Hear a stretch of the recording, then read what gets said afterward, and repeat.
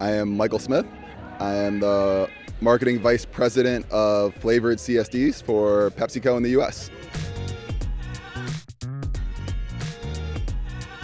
What does that role look like day to day? It looks like trying to simultaneously manage multiple brands, activating against different consumers with different creative big ideas, and making sure that you can stay as close and culturally relevant to each of those consumers in order to win in actually very disparate categories. What did your career look like before Pepsi? Wow, the long ago, I suppose. So prior to PepsiCo, I was in business school in New York, and prior to business school in New York, I was on the agency side in media before anything was bought programmatically, before digital was invested in beyond just display, and when everything was about the linear TV schedule. So it was a very different world, but it was an opportunity to work across a bunch of different brands and businesses, and so it's prepared me for managing a portfolio, because you have to be able to keep, again, multiple brands, multiple businesses, multiple consumers in your head simultaneously and be able to be insightful and have impact across all of them. Yeah, I mean, I think the best part about coming from agency is, like, you know how to sprint, you know how to get things done quickly, and again, you know how to juggle multiple things. I think the hard part is you never think about how deep the brand marketers are going. When you're working at an agency, you're like, oh, the brand team is only thinking about my portion of the business all day long.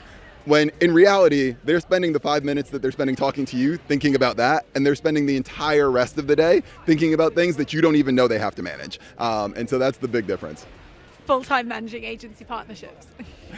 Listen, it's a huge challenge. I think trusted partnerships are really what make great creative work from a brand and agency perspective. But what we never talk about is trust between agency partners. There are very few brands, if you're going to activate something, there's only one agency that touches it. And so you're not just thinking about, do you have a great relationship with any individual agency partner? You're thinking about if they have great relationships between themselves, because that's what actually allows you to deliver the best work. Because again, nothing's ever done by one client and one agency partner. And so you're not just trying to manage your relationships, you're trying to manage everybody else's relationships. When did influencer marketing first come to your attention, and how do you begin to think about it as part of PepsiCo's strategies? Yeah, it's a great question. I would say that unfortunately, like, a good amount of where we wind up, it got to us late. And I think brands had really experimented and gotten smart in the space before PepsiCo really said, okay, it's time for us to think about investment here. I would really argue that the sea changed with the launch of TikTok. And that's where you saw, things operating at scale, and you saw the shift from social as a way to acquire followers and then message to a percentage of those followers. And it changed to a place where the best creative can win. And as soon as it got to a place where the best creative can win, and we saw that the best creative wasn't coming from brands, I think that's what really was the light bulb moment for PepsiCo, and when we started pivoting our investment strategies. And I think even to this day, there's a lot of runway as we think about not just how we invest A&M, not just how we invest media, but how we think about brand strategy, campaign development, product development, are all places where I think creators can play a bigger role. So how do you see STARRY as differentiating itself from other PepsiCo brands? It's interesting. There's an internal and there's an external. I think that internally, as a new trademark, we have a ton of license to build that brand in the way that we think is going to be most impactful for the consumer. The majority of our brands are absolutely iconic, but they're legacy brands. They've existed for 50 years, 75 years, over 100 years.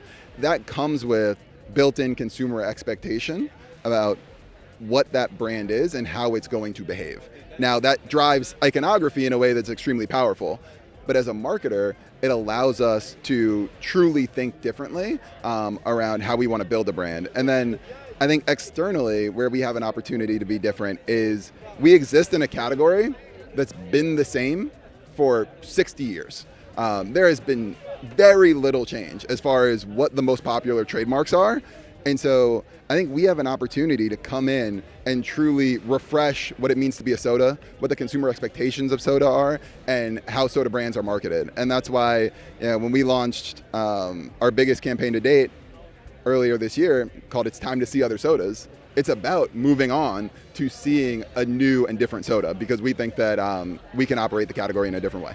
You've talked about time to see other sodas, but can you share any other innovative ways that Starry has decided to engage with consumers? I think the biggest thing that we've tried to do, and you see a lot of this, I think, from really smart brands that understand youth culture, is we are incredibly honest and transparent.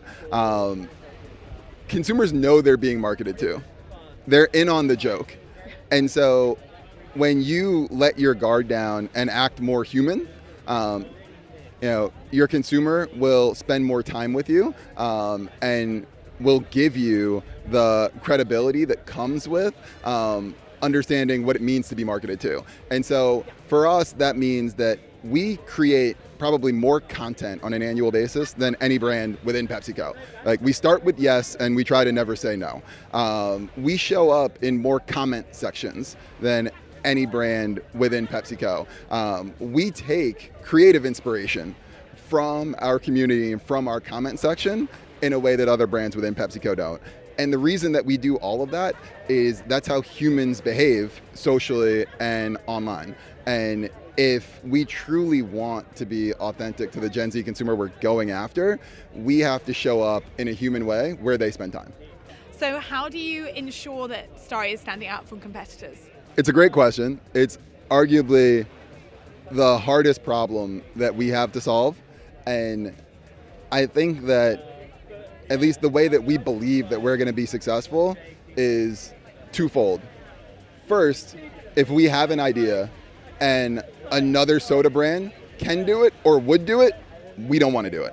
And then secondarily, I think that if we make sure that we're not just talking about our product and our product benefit, but we're actually entertaining our consumer on a day-to-day basis, that gives them a reason to choose Starry rather than any of our competitors.